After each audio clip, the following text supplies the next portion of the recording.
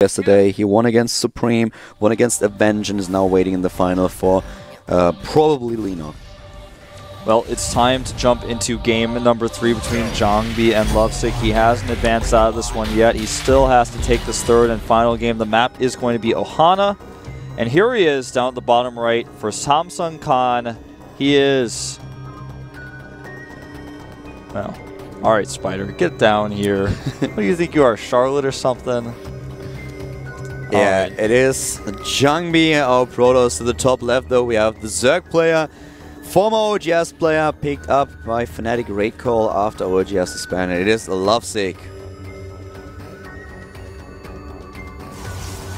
Yeah, Jongbi with a pretty cool game on the last map. A few minor mistakes, but very solid overall.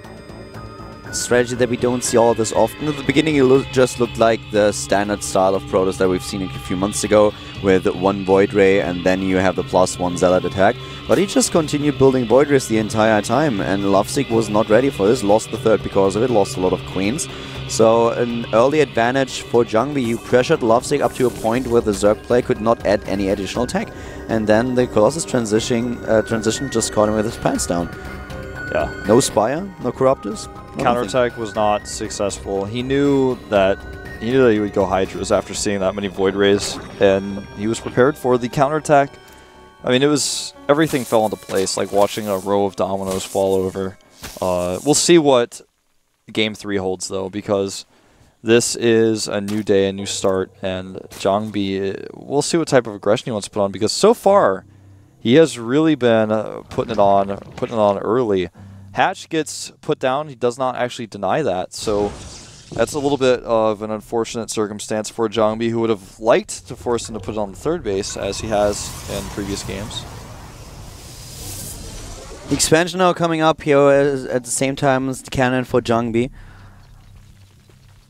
I like that we have... I love this qualifier, just for the fact that we have a glimpse at how good the StarCraft Brood War players are now with the transition to StarCraft 2. This is not necessarily easy, and I think that a lot of the StarCraft Brood War heroes will fall from grace because they will not be able to make the transition. But at the same time, with the training regime... I think, if you just think about the training regime that StarCraft Brood War players have, they have an advantage over a lot of StarCraft 2 players. Yep. Because they just have better setup, they are used to a different type of training schedule, which will give them a huge advantage in the long run. These people who sign contracts to join these houses have to play 12 hours a day or they are kicked out of the house. And that with no exceptions oftentimes. So that is a training regime that is just not seen at all in StarCraft 2. Really. I mentioned this earlier. I think that the time where the StarCraft Brood War players are going to shine in StarCraft 2 is actually not now. It is when they have enough time to adapt to the game, and probably they will be their strongest after Heart of the Swarm is released. Yeah, because right now they're a little behind in how they think about strategies. For example, the strategy we saw last game is kind of an older one, but it's something that Jongbi decided to use here.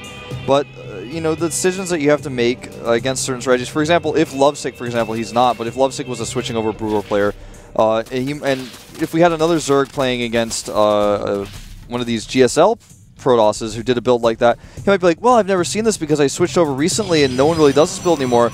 But a player like Lovesick actually probably has encountered this build several times. He still didn't defend it, but he's going to feel a little bit more comfortable against a strategy like this. I'm using this strategy specifically because it is one of those older ones, but... A lot of these players have a 2-year advantage in experience because they're playing StarCraft 2 for this long. But in Heart of the Swarm, the strategies are going to develop anew at the same time for both players, so that's exactly why I agree with you 100% that the real switch time, I think, the real time where things start to get even, and Castle players may even pull ahead, will be during Heart of the Swarm. Also for the Warcraft 3 players back then, the transition to StarCraft 2 was quite complicated. Grubby stated that it took him several hundred games to get used to just the controls, then to scout his opponent. Then it took another several hundred games to just realize what those information that he now had with the scouting actually meant. And this was at a time when everyone was transitioning to StarCraft 2, so it was a little bit easier for him as well. It just took him very, very long to get used to the mechanics and everything. This is a problem that the StarCraft Brood War players are facing now, and therefore they need some time. No one can expect them to just switch to the game and then suddenly be on the highest level immediately. Yeah. You know, there's a lot of UI limitations in Brood War. And in some ways, a lot of people might argue, well, of course, in StarCraft 2, since you don't have those limitations, it's going to be a lot easier for them. And yeah, it will be in the long run, but it's still something they're going to have to get used to. They cannot use the fact that you don't have to have 4 control groups for your Zerglings if you have 48 of them. Yet, if they're not using the fact that they can do that right away, and they're not fully adjusted to that, then I mean that's like one simple thing that I haven't seen a single Brood War player have 4 groups of control groups of Zerglings yet in this qualifier. But it's something that they had to learn, and it's just like you have to go from the ground up with this. Just as you watching this may have started playing StarCraft 2 during the beta and had to realize these little things. It's something that everybody has to adjust to, and they're doing it a little bit later. And I feel like we've beaten this topic to death, but the lair is coming out here at a pretty normal timing. He's got the Roach Warren. And we'll see. I mean, we're not going to see Mutas this game, but we'll see what Zhangbi is going to do. Obviously, he's already shown us right now that he's waiting for his 5th Phoenix before he moves out. That he's going to be able to pick up a lot of Queens. The Spores are ready, though. 2 Spores already finishing. Yeah. This is a different style of Stargate play. You can, of course, start with a Void Ray. Usually you follow it up with Phoenixes. We saw in the game number 1 that Zhangbi decided to go for the Void Ray as a constant production of Void Rays. But now we have hiding Phoenixes, which can be really cool, because if you don't prepare accordingly, you will lose your Queens. And even though we have Spore Crawlers, he might well lose the Queens. And now we have Void Ray as a follow-up. This is also, I don't want to say unheard of, but very unusual.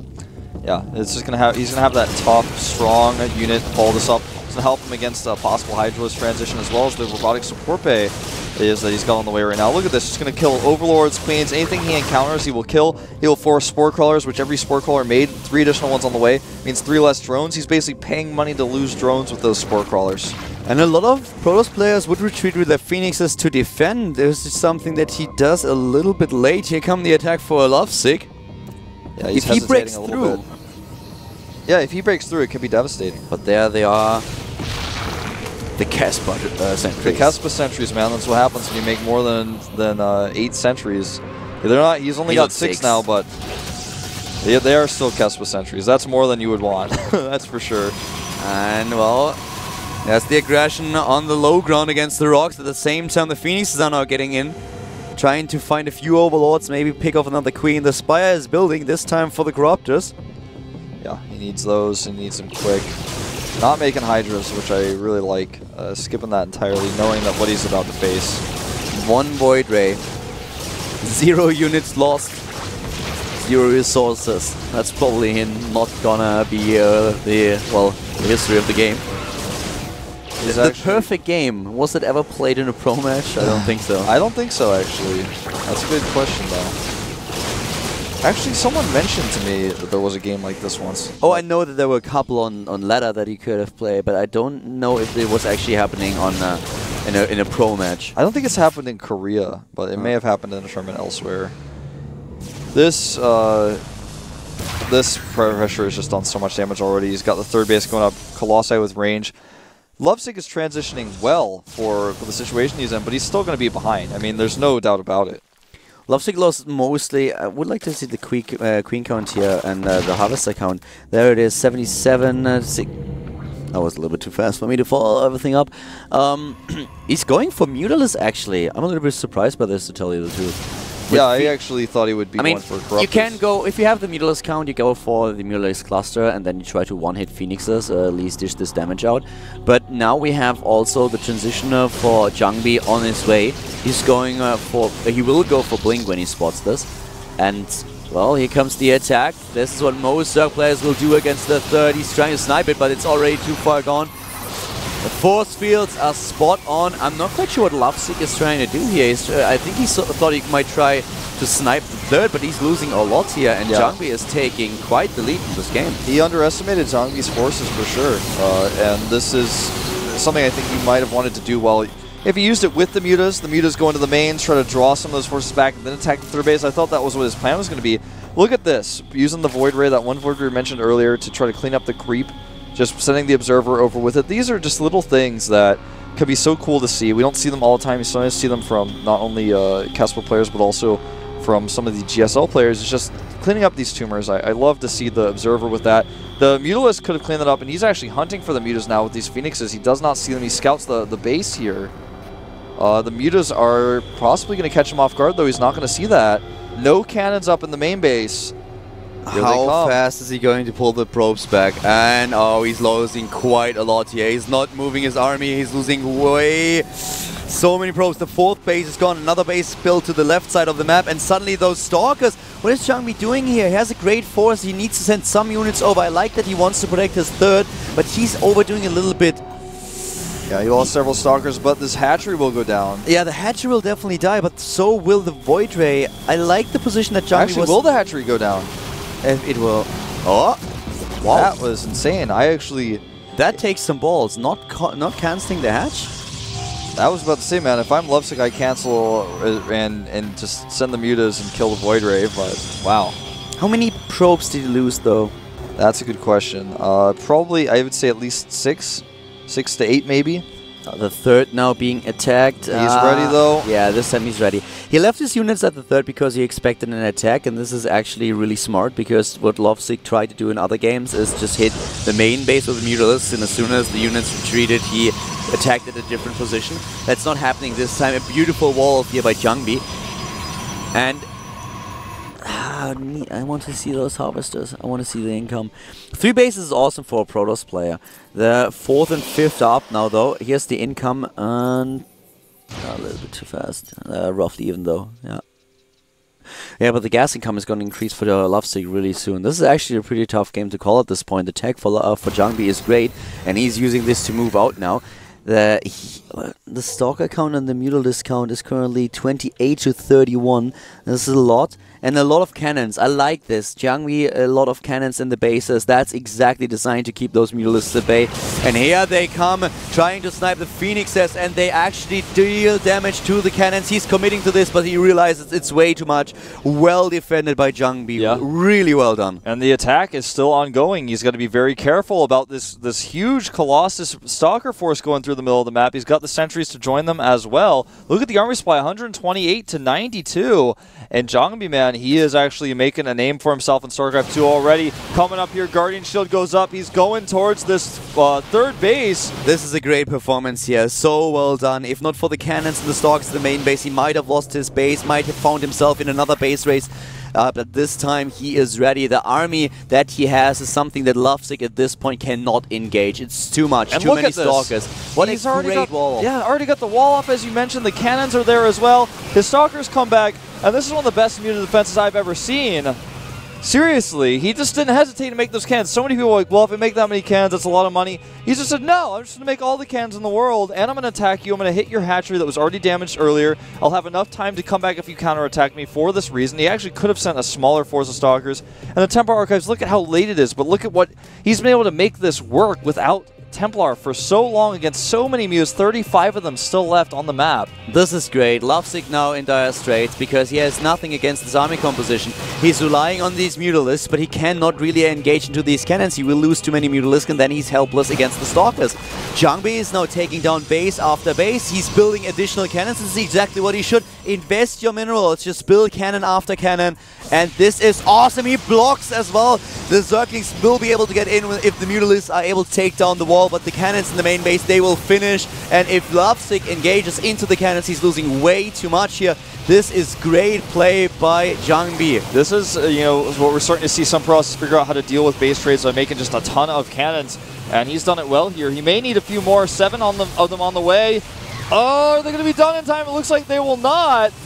And Archon is morphing too. The supply now plummeting down. These two Archons may change everything. If they get a few shots off here.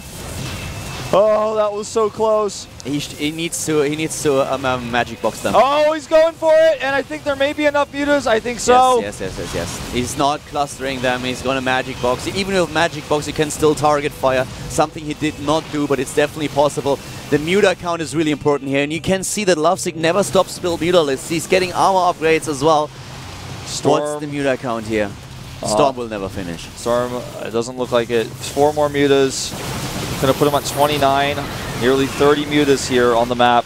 But look at the amount of Stalkers. 39 Stalkers against 25 Mutalisks, and we have 2 sentries for the Guardian Shield. And he's still mining at his 3rd. He's going to need to get some probes out there, but he can wait until the last second to do that. How many cannons does he have? Oh, not too many just yet, but he's getting more. And they are ready. They are ready in time. With the Stalkers, this base is not going to fall against the Mutalisks. Zhangbi has this. You should have this. Look at the out supply. the lair. 150 against 55, 60 now. Only 9 drones are left. Another base dies. Wow, this is impressive. I am really impressed, actually. You very rarely see players able to take out mutas like this in a base trade. Maybe this is something that Galaxy knew, man. Maybe Galaxy's from pricing Zhongmi. He's like, no, base trade with the mutas. He's like, no way, I gotta kill the Stalkers here.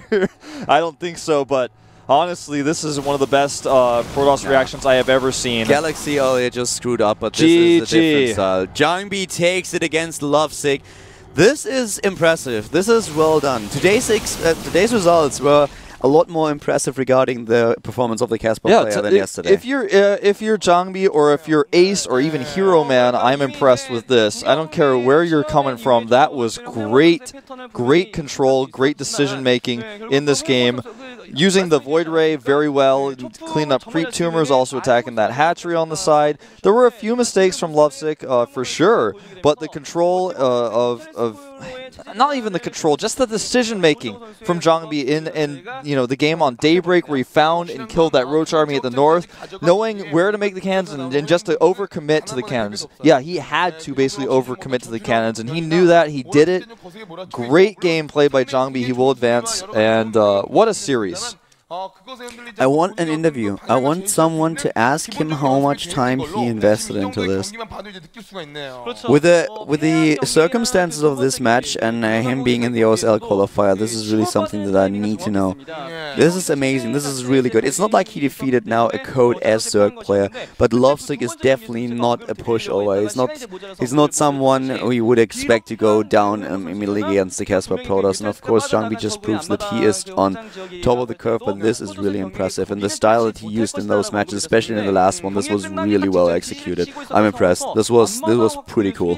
Yeah. If you guys want to follow Zhongmi on Twitter, his ID is JongbiToss. Maybe you could tweet at him and ask him how long he's been playing. I don't know if he'll reply because he's pretty busy right now, but if we don't get an interview, maybe he'll tell you guys. That's the only way to contact him that I know of. But I think we're going to have a quick little break before we find out who the next player is going to be. I think it may be Deer against Zhongmi.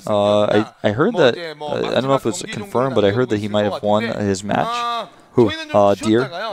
So we'll see. What do you mean, Deer? Deer is waiting for the winner of this match.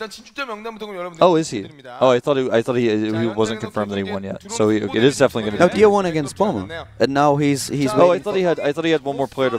No. Deer is the player that Deer is facing Zhongmi now. Okay, so and then the winner of this match is going to be in the final.